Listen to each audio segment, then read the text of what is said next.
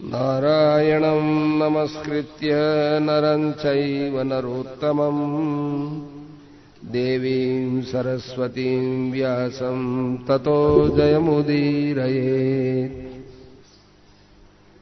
अपने अंदर हृदय में महाभारत की रचना करने के बाद ब्रह्मा जी के दर्शन हुए। ब्रह्मा जी उनके पास आए, व्यास जी के पास, तो कहा मुझे एक लेखक चाहिए। तब उन्होंने कहा कि हम लेखक के लिए आप गणेश का स्मरण करो। तो गणेश जी आ गए। कहा गणेश जी महाराज थे, लिखो तो हो, परंतु समझ समझ लिखना। गणेश जी क्या कि थे, बोलता रहो, कभी बीच में रुक गया तो ठीक नहीं है। कहते हैं मैं बीच में कौन रुकू थे, समझ समझ लिखोगा। इतनी बात हो गई, गणेश जी तैयार हो गया।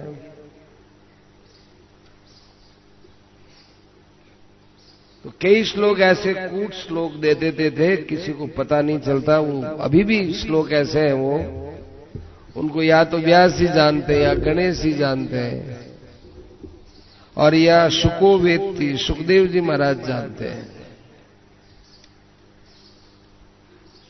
अहम वेदमी शुको वेत्ती संजयो वेत्ती वा नवा। संजय भी जाने कि नहीं जाने पता नहीं है।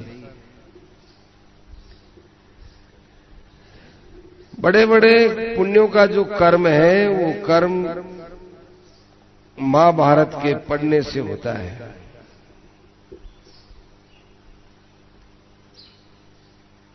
वेद व्यास जी महाराज ने महाभारत लिखा था, तो 60 लाख श्लोक थे उसमें। 60 लाख। 60 लाख में से 30 लाख तो देवलोक के अंदर रख दिए कि तुम रखो। देवताओं की उम्र ज्यादा है, इसलिए उनको ज्यादा श्लोक दिए, पढ़ो इनको। 15 लाख पितरों को दिया।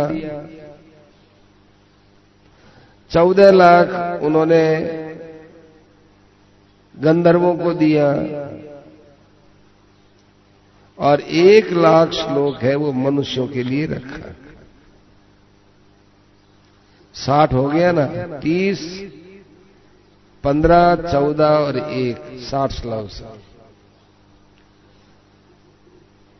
और देवताओं को महाभारत नारद जी ने सुनाया, पितरों को देवद ऋषि ने सुनाया, यक्ष और गंधर्व इनको सुखदेव जी ने सुनाया, और इस मनुष्य लोक में वैशंपायन जी ने सबसे पहले महाभारत सुनाया। ये वैशंपायन वेदव्यास जी महाराज के बहुत प्रिय शिष्य थे। तो वे उग्र श्रवा जी बोलते हैं नैमिषारण्य में आए हुए कि देखो हम तुमको वही 1 लाख श्लोक वाला महाभारत सुनाएंगे। महाभारत रूपी एक ऐसा वृक्ष है जिसमें दुर्योधन का जो क्रोध है वो उसका महान तना है,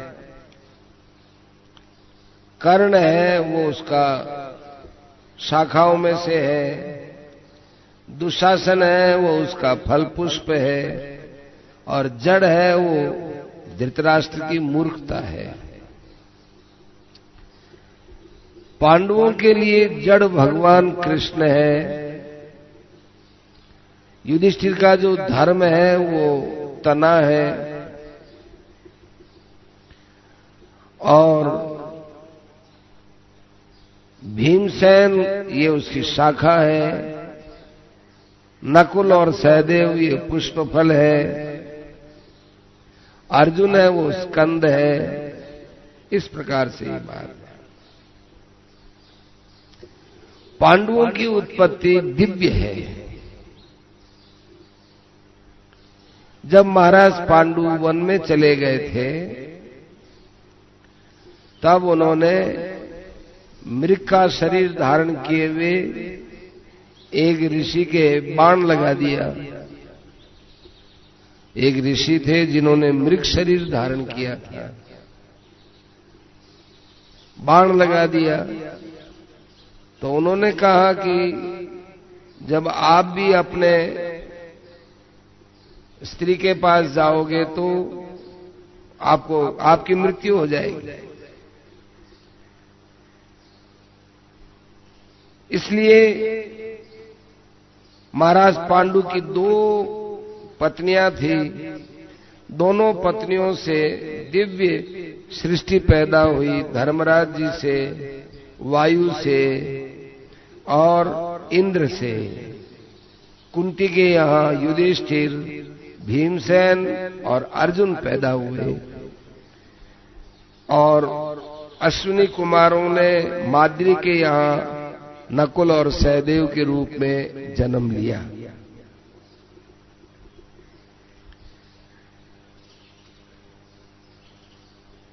पांडु का जब देहांत हो गया तब कुंती और माद्री को लेकर बहुत से ऋषि मुनि 5 पांडु पुत्रों को लेकर हस्तिनापुर आए।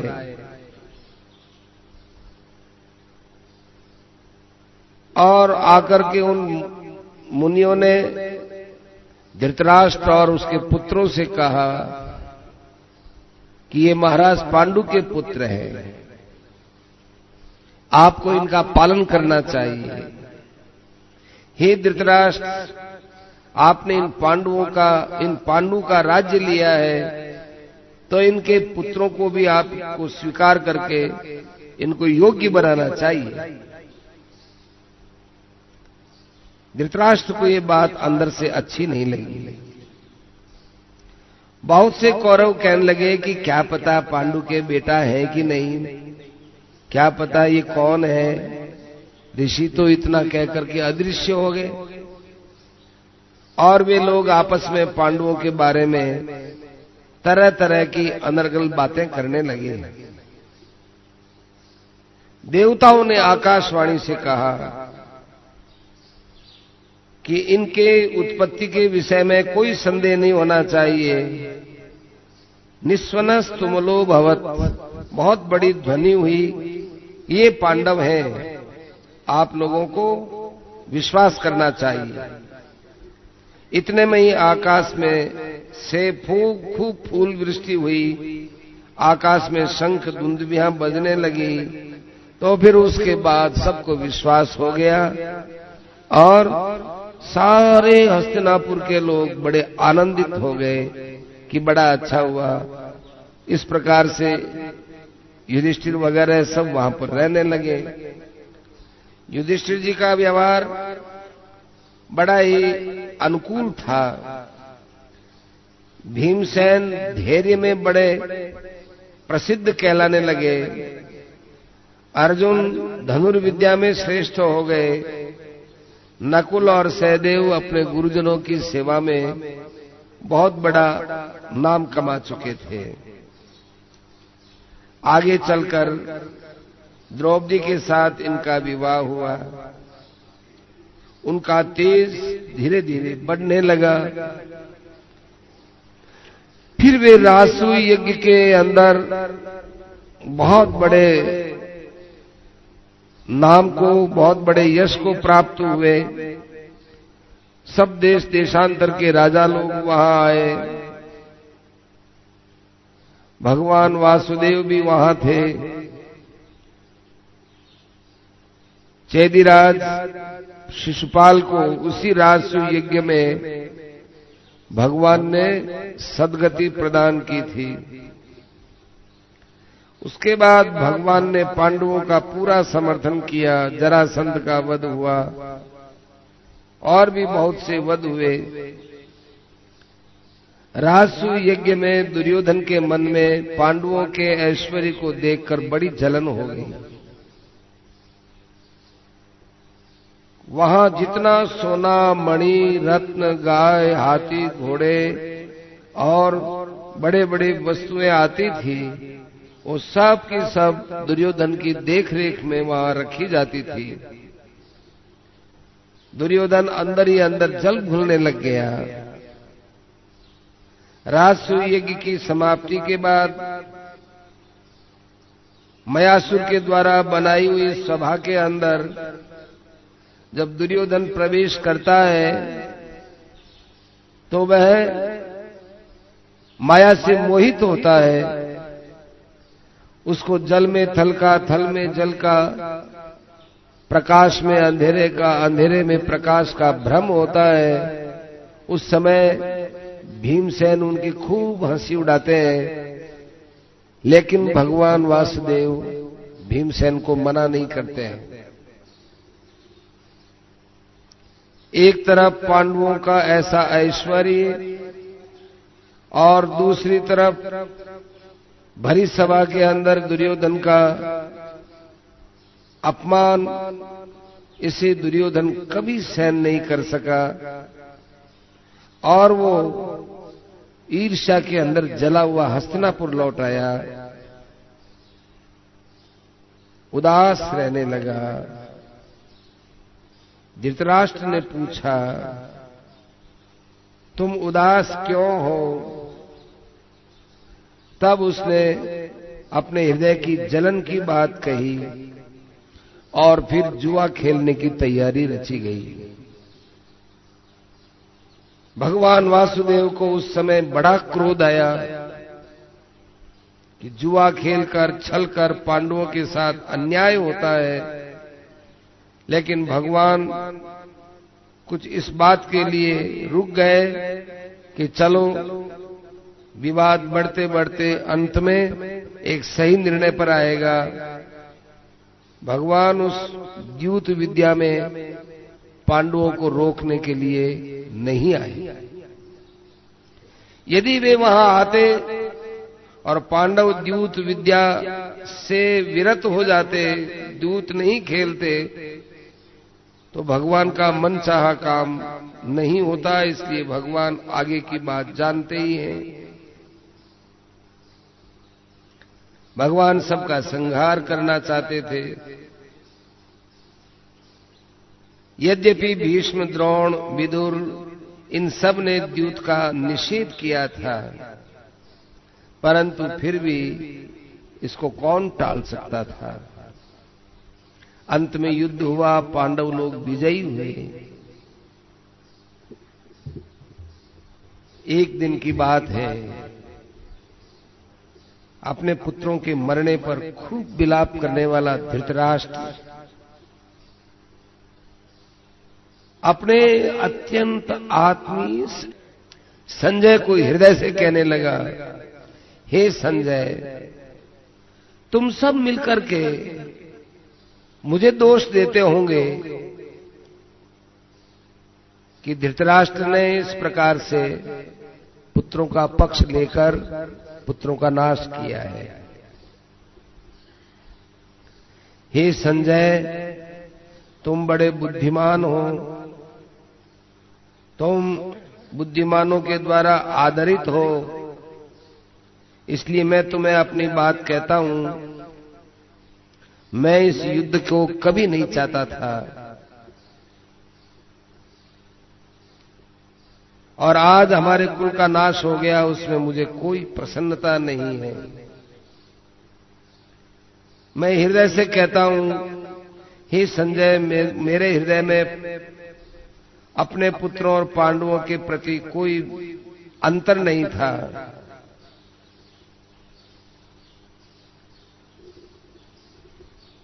मैंने अपने पुत्रों को कई बार समझाया, वो मानते नहीं थे। मैं अपने भाग्य दोष के कारण से अंधा, लेकिन पुत्रों में प्रेम तो रखता ही था। पुत्रों की उलाहना सहन कर लेता था। दुर्योधन के वचनों से मैं मोहवश दुखी हो जाता था। राजसूय यज्ञ के अंदर जब दुर्योधन का अपमान हुआ और वो अपमान को नहीं सहन कर सका, तब उसने शकुनी के साथ मिलकर के ये सब द्यूत क्रीड़ा का आयोजन किया गया। हे संजय, उन वचनों को ठीक तरह से तुम समझो कि मैं प्रज्ञा चक्षु हूं, देह चक्षु भी हूं और प्रज्ञा चक्षु भी हूं। माने मेरी बुद्धि में भी अंधेरा छा गया, परंतु मुझे कई बातों का ज्ञान था। संजय, मैं अपने हृदय की बात तुमको विस्तार से सुनाता हूं। जब ये कौरव और पांडव बहुत छोटे छोटे गुरुजी के पास रहते थे, एक दिन मैंने सुना कि गुरुजी ने एक लक्ष्य वेदन में अर्जुन को श्रेष्ठ माना है। मेरे दिल में उसी दिन बैठ गया कि मेरे पुत्र कभी पांडवों को जीत नहीं सकते। उसके बाद जब मैंने ये सुना कि अर्जुन द्वारिका में जाकर सुभद्रा का हरण कर चुके हैं और बलराम और श्री कृष्ण दोनों ने उस हरण को उचित मान लिया है, उन्होंने अर्जुन के साथ युद्ध नहीं किया है, मैं उसी दिन समझ गया कि इस युद्ध के अंदर हमारे बेटा कभी विजयी नहीं हो सकते। जब मैंने ये सुना कि देवराज इंद्र ने आकर अर्जुन को बड़े अच्छे अच्छे दिव्य अस्त्र दिए हैं और देवराज इंद्र खाड्डा वन को बरसात के द्वारा जलते हुए से रोकना चाहते हैं और अग्नि उसको जलाना चाहती है। उस समय अर्जुन जलाना ही चाहते थे, नष्ट ही करना चाहते थे और इंद्र के बाणों को उन्होंने रोक दिया, अग्नि को तृप्त कर दिया। तो मैं समझ गया कि मेरी विजय कभी नहीं होगी। लाक्षागृह में जब वे पांचों कुंती समेत बच गए और विदुर ने उनको अच्छी युक्ति समझा दी, मेरे दिल में विजय की आशा टूट गई। द्रौपदी के स्वयंवर के दिन मैंने अच्छी तरह से निश्चय कर लिया, अब पांडवों को जीतना बड़ा मुश्किल है। भीमसेन ने अपने दोनों हाथों के अंदर जरासंध को मसल करके पृथ्वी पर पटक दिया। तब मैं समझ गया कि हमारी विजय कभी नहीं होगी। जिस समय दिग्विजय के लिए पांडव लोग निकले, संसार में सारे राजा उनके सामने नतमस्तक हो गए और उन्होंने बहुत बड़ा विशाल राजसूय यज्ञ किया, जैसा यज्ञ युधिष्ठिर से पहले किसी ने नहीं किया। तब मेरे विजय की आशा टूट गई और भरी सभा के अंदर रोती हुई द्रौपदी को, जो एक वस्त्र पहनी हुई थी और दुखी होकर उस रजस्वला अवस्था में सारी सभा के बीच में वो धर्म और न्याय की बात कह रही थी, मेरा दिल उसी समय कहने लग गया कि कौरवों की विजय कभी नहीं हो सकती। और जब मैं ये सुन रहा था कि दुशासन उसके साड़ी को खींच रहा है, ये अपमान की एक पराकाष्ठा हो गई, तब मेरा दिल एकदम टूट गया। युधिष्ठिर को राज्य से निकाल दिया और उसके बाद भी ध्यान देना, उसके बाद भी बल रहते हुए भी भीम और अर्जुन जैसे परम योद्धा अपने क्रोध को युधिष्ठिर की आज्ञा के सामने पी करके रह गए। उन भाइयों में आपस में फूट नहीं पड़ी, एक युधिष्ठिर के इशारे से चलते थे।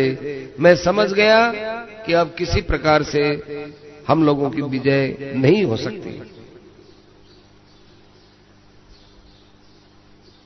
बार बार मैं ये सुनता था कि युधिष्ठिर वन के अंदर बहुत दुखी हो रहे हैं और पांडव लोग उनके पास में उनकी सेवा में बैठे हैं। मेरे अंदर से विजय की आशा समाप्त हो गई। वन के अंदर महाराज युधिष्ठिर कितने हजारों ब्राह्मणों को भोजन कराने के लिए एक बटलोई थी, उससे कितने ब्राह्मणों को अन्न देते थे। हमारे पास राज्य होते हुए भी हम इतना अन्न नहीं बांट सके। मैं समझ गया हमें विजय कभी नहीं मिल सकती। सुनो संजय, त्र्यंबकेश्वर भगवान किरात का रूप बनाकर जब अर्जुन के सामने आए और अर्जुन ने अपने पराक्रम से उनको संतुष्ट कर दिया और प्रसन्न होकर महादेव ने उसे पाशुपतास्त्र दे दिया, फिर विजय की कैसे आशा रख सकता था। बड़े बड़े महर्षि आकर बार बार पांडवों को ज्ञान की बात सुनाते थे, पुराणों की बात सुनाते थे। मैंने समझ लिया इतना ज्ञानवान व्यक्ति कभी पराजित नहीं हो सकता। मैंने ये भी सुना कि ये अर्जुन कभी स्वर्ग में जाते थे और ये अर्जुन स्वर्ग में जाते थे और इंद्र से दिव्य अस्त्र का अध्ययन करके आते थे, तब फिर कौरवों की विजय कैसे हो सकती थी। हमको दूत ने आकर सुनाया कि काल के और पौलोम नाम के बड़े बड़े राक्षस असुर अर्जुन के द्वारा नष्ट हो गए हैं। फिर पांडवों को जीतना बड़ा दुष्कर था। जब मैंने ये सुना कि अर्जुन देवताओं का काम करने के लिए असुरों को मार करके और यहां पृथ्वी पर लौट रहे हैं, मेरा हृदय टूट गया।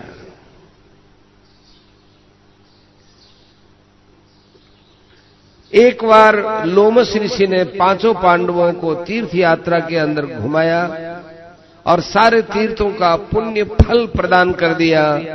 मैंने सोच लिया अब कौरव लोग किसी हालत में इनको नहीं जीत सकते।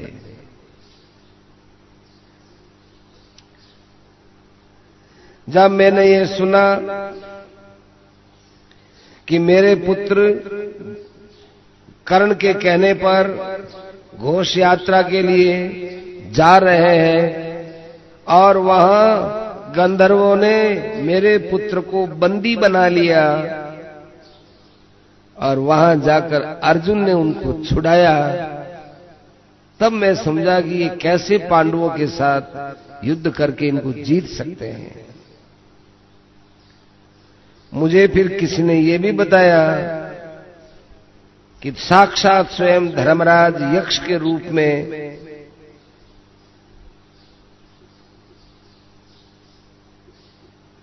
जलाशय के पास उपस्थित होकर महाराज युधिष्ठिर से कई प्रश्न किए हैं और उन सारे प्रश्नों का युधिष्ठिर महाराज ने बड़ा सटीक उत्तर दिया है। तब फिर विजय की आशा करनी कहां तक उचित थी। विराट की राजधानी के अंदर जब ये 5 वेश बदल करके रह रहे थे, मेरे पुत्रों को इनका पता तक नहीं चला। यहां तक कि युद्ध के अंदर भी अर्जुन को वे पहचान नहीं सके। तब फिर पांडवों पर विजय प्राप्त करना कोई आसान काम नहीं था। मैंने ये सुना ध्यान से, मैंने ये सुना कि विराट राजा ने अपनी पुत्री का विवाह अर्जुन के साथ करने का निश्चय किया, क्योंकि अर्जुन बड़े रूप संपन्न थे और अर्जुन ने उस उत्तरा को गांधर्व विद्या दी है, परंतु अर्जुन ने साफ मना कर दिया कि जो मेरे पास शिष्या के रूप में रही है वो मेरी पुत्री के समान है, मैं उसके साथ विवाह नहीं कर सकता। ये धर्म की इतनी प्रगाढ़ता देखकर मेरे मन पर असर पड़ा कि ऐसे धर्मात्मा पुरुषों के ऊपर विजय प्राप्त करना असंभव है। बार बार जब विराट राजा ने कहा तो उन्होंने अपने पुत्र के लिए उत्तरा को देना स्वीकार कर लिया और फिर उत्तरा को उसके पुत्र अर्जुन के पुत्र अभिमन्यु को दे दिया गया।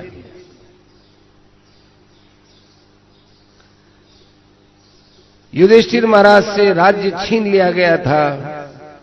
युधिष्ठिर निर्धन थे, जंगलों में मारे मारे फिरते थे, फिर भी युधिष्ठिर के पक्ष में 7 अक्षौहिणी सेना आ गई। ये मामूली बात नहीं थी। कैसे इकट्ठी कर ली? इनका बुद्धि कौशल और इनकी धर्मनिष्ठा इनको विजय प्रदान करने में लगी हुई थी। और जब मैंने ये सुना कि वसुदेव पुत्र माधव बिना किसी संकोच और राग लपेट के एकदम स्पष्टतः पांडवों का पक्ष ले रहे हैं, तो मुझे याद आया कि ये वही वासुदेव कृष्ण है जिन्होंने वामन अवतार में छोटा सा रूप बनाकर त्रिविक्रम रूप बनाया था। उनको कौन जीत सकता है? हमको अच्छे अच्छे ऋषियों ने सुनाया, स्वयं साक्षात नारद ने सुनाया कि हे धृतराष्ट्र, ये नर नारायण ही कृष्ण और अर्जुन हैं। और हे धृतराष्ट्र, मैं ब्रह्मा का बेटा तुम्हें सत्य बात कहता हूं कि मैंने ब्रह्मलोक के अंदर इन दोनों के साक्षात दर्शन किए हैं। मैं तो ये बात सुनकर घबरा गया कि मेरे पुत्र इनके साथ क्यों युद्ध करने जा रहे हैं। वस्तुतः ये कृष्ण इस संसार के अंदर अन्याय का शमन करने के लिए आए थे और कौरवों के और पांडवों के बीच में एक बहुत बड़ा संधि का प्रस्ताव लेकर आए थे, परंतु अकृतार्थम च यातम। और जब वे असफल हो गए, उनकी बात नहीं मानी गई, मैं उसी दिन समझ गया कि इसमें कौरवों का महान पराजय होने वाला है। मैंने ये सुना कि भरी सभा के अंदर कर्ण और दुर्योधन ने सलाह की है कि कृष्ण को कैद कर लिया जाए, और उस समय कृष्ण ने अपना विराट रूप दिखाया। तब कौरवों को अपने आप समझ लेना चाहिए कि ऐसे कृष्ण के साथ रहते हुए हम पांडवों पर कैसे विजय प्राप्त कर सकते हैं।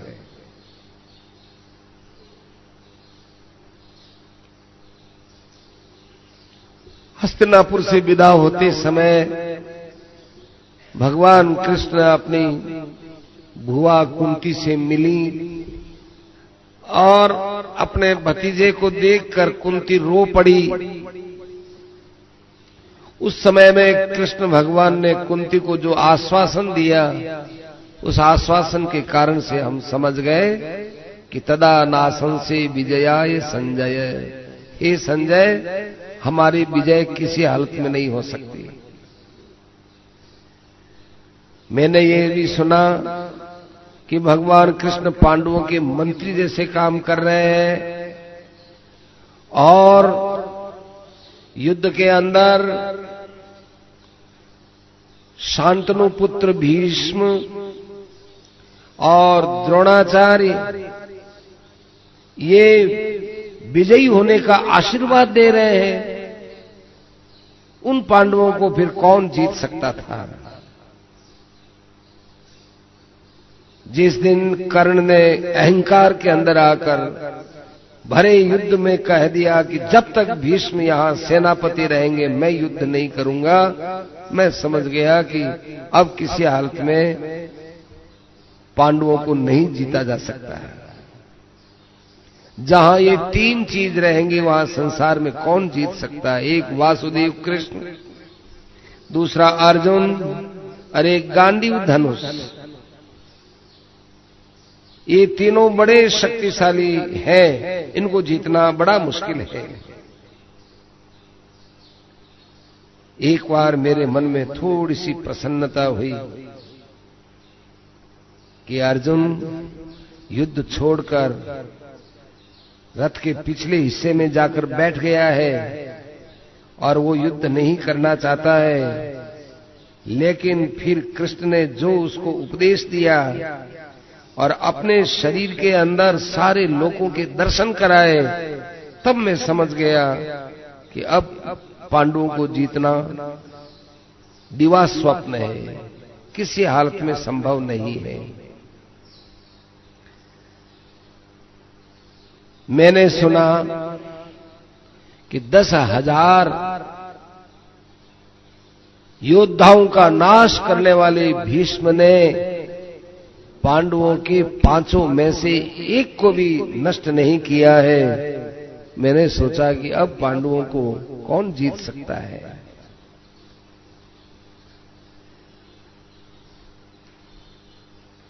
और इतना ही नहीं, स्वयं भीष्म ने अपनी मृत्यु का उपाय पांडवों को बता दिया कि मैं ऐसे मर सकता हूं। और उन पांडवों ने शिखंडी को आगे करके पितामह भीष्म को सरसैया पर पटक दिया और फिर उन्हीं के पास जाकर उन्होंने उनसे आशीर्वाद तक लिया। अब बताइए, ऐसे योद्धाओं को संसार में कौन जीत सकता था।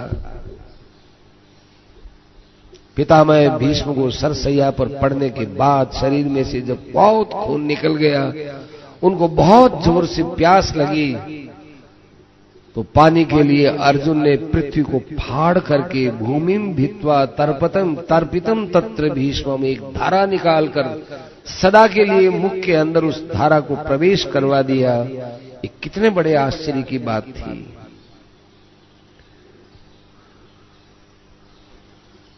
मुझे बार बार सूर्य, चंद्रमा और वायु की गति से ऐसा ही लगता था कि ये कौरवों के प्रतिकूल है और पांडवों के अनुकूल है।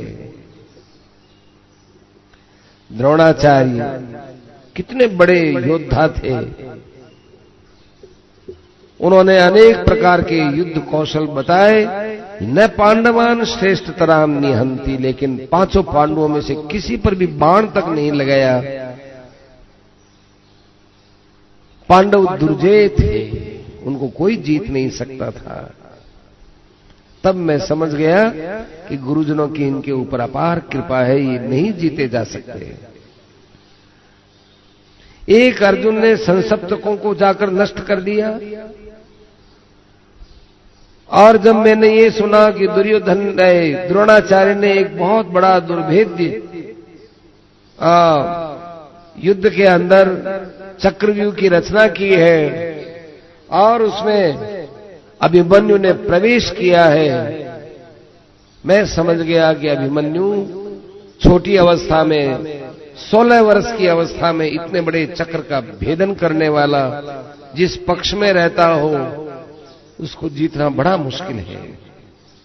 और फिर उसी को ही मार करके, एक छोटे से योद्धा को मार करके जब पांडव लोग, ये कौरव लोग खूब हर्षित होने लगे, जो अपने को बड़े बड़े महारथी मानते थे, वो बालक को अन्यायपूर्वक मार करके हंस रहे थे। ये हंसी ही उनके लिए महान पतन का कारण बन गई। और उसी हंसी के अंदर जरासंध ने, ओ नहीं, सिंधुराज जयद्रथ ने आकर किस प्रकार से वहां अपमान के शब्द कहे उसको रोक दिया। तब अर्जुन ने क्रोध में आकर जिस दिन प्रतिज्ञा की, मैं उसी दिन समझ गया कि इसके क्रोध को संसार में कोई नहीं रोक सकता है। और वही हुआ। बड़े आश्चर्य की बात है, युद्ध के अंदर जहां कोई पानी का नाम नहीं, अर्जुन के घोड़े एकदम प्यास से आकुल व्याकुल हो गए, लहूलुहान हो गए। और कृष्ण ने उसी समय अर्जुन को रथ से उतारकर एक तरफ किया और घोड़ों को ले जाकर जाने कहां से जल पिलाया और कैसे घोड़ों के ऊपर हाथ फेर कर उनको स्वस्थ बना दिया। मैं समझ गया कि ऐसे योद्धाओं को कौन संसार में जीत सकता है। जब मैंने ये सुना कि सात्यकी ने अकेले ही द्रोणाचार्य की उस सेना को, जिसमें खूब से हाथी थे, उसका सामना करना बड़ों के लिए मुश्किल, लेकिन वो एक अकेला वहां खड़ा है, तितर बितर कर दिया। क्योंकि वहां कृष्ण रथ लेकर तत्काल अर्जुन को लेकर पहुंच गए थे, सब सेना का संहार कर दिया।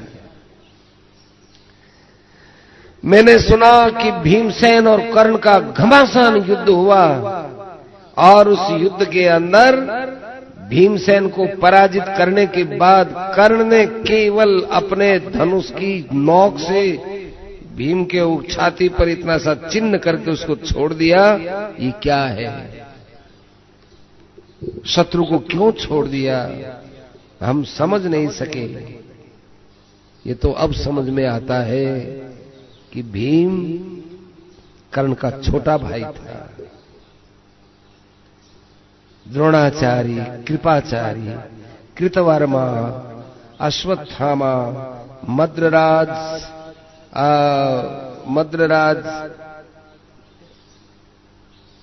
मद्रराज और बड़े बड़े शूरवीर जयद्रथ के वध को सहन करने के बाद कुछ नहीं कर सके।